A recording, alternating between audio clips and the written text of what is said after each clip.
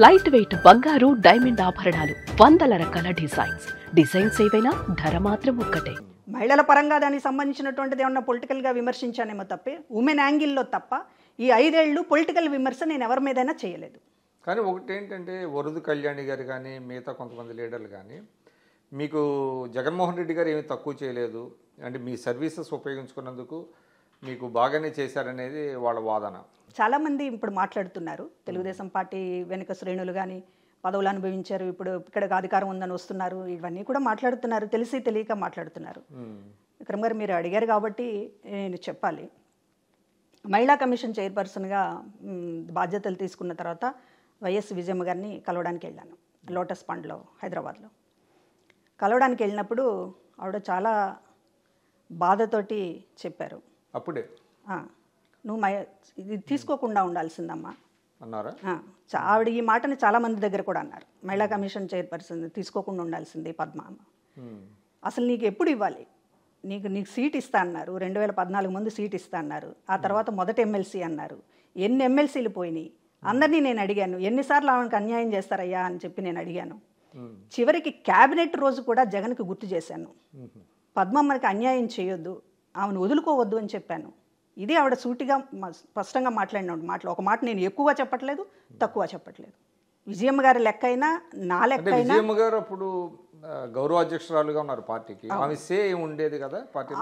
అదే ఆవిడదేమి ఉండేది కాదండి. ఆవిడ ఉన్నదల్లా ఎప్పుడు జగన్మోహన్ రెడ్డి గారు జైల్లో ఉన్నంత వరకు, వీళ్ళు పార్టీకి అవసరమైనంత వరకు షర్మిల గారిది కానీ విజయమ్మ గారిది కానీ వాళ్ళది ప్రాధాన్యత ఉన్నది.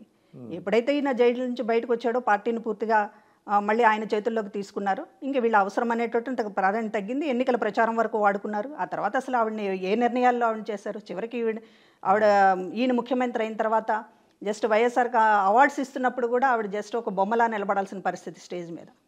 ఆవిడ గౌరవ అధ్యక్షురాలుగా ఎప్పుడు కీ రోల్ అయిపోయిందండి. ఆమె రోల్ ఎందుకు తగ్గిపోయిందంటే జగన్మోహన్ రెడ్డి గారు అందరికీ చెప్పేది ఇంకా ఒక పవర్ సెంటర్ ఒకటే ఉండాలి, వేరే ఉండకూడదు, అందుకే నేను ఎవరికి ఇవ్వలేదు అనేటటువంటిది చెప్పారు.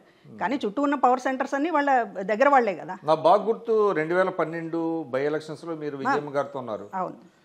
తర్వాత ప్రచారంలో కూడా మీరు నేర్కోవటం విజయమ్మ గారితో ఆల్వేస్ మీరు ఒక షాడో లాగా ఉండేవాళ్ళు.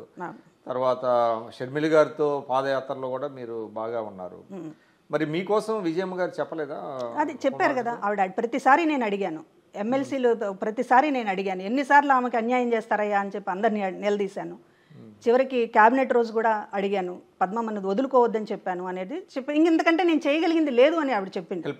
హెల్ప్లెస్ అనేటటువంటిది. ఏదైనా నీకు పోస్ట్ తీసుకోవడం అనేది, నాకు పోస్ట్ ఇస్తున్నప్పుడు నాకు ఆఫర్ చేసినప్పుడే అర్థమైంది, మహిళా కమిషన్ చైర్పర్సన్ అని అన్నారంటేనే పొలిటికల్గా నన్ను గొంతు నొక్కేసేటటువంటి ప్రయత్నం చేస్తున్నారు అనేది నాకు క్లియర్ అయ్యి నేను వద్దని చెప్పాను.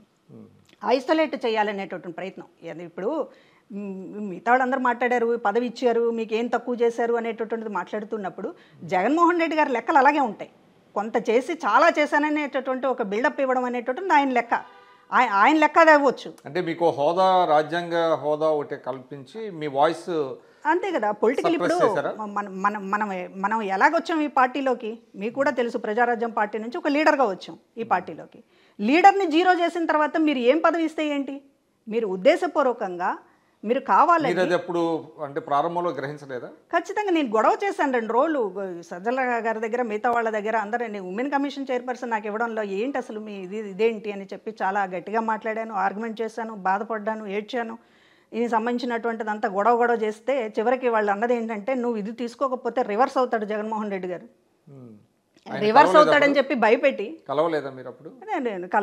అపాయింట్మెంట్ లేవు కదా ఆ రోజే. ఎప్పుడైతే ఈయన ముఖ్యమంత్రి అయ్యారో తాడేపల్లి హౌస్ మొత్తం క్లోజ్ డోర్స్, ఎవరికి లేదు.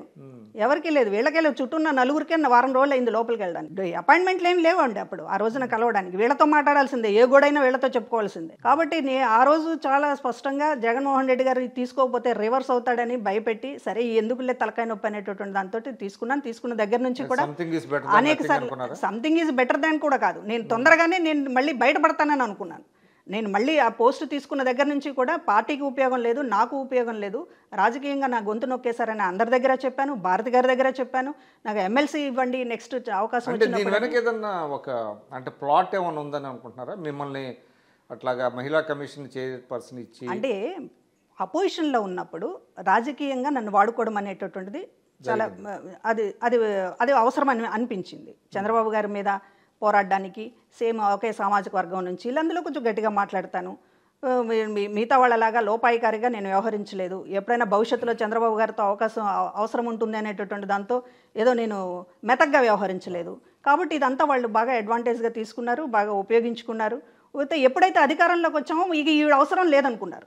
మళ్ళీ ఓడిపోతామనో లేకపోతే మళ్ళీ అవసరం వస్తుందనో అనుకోలేదు. మళ్ళీ ఓడిపోయిన తర్వాత మళ్ళీ నన్ను ఫీల్డ్లోకి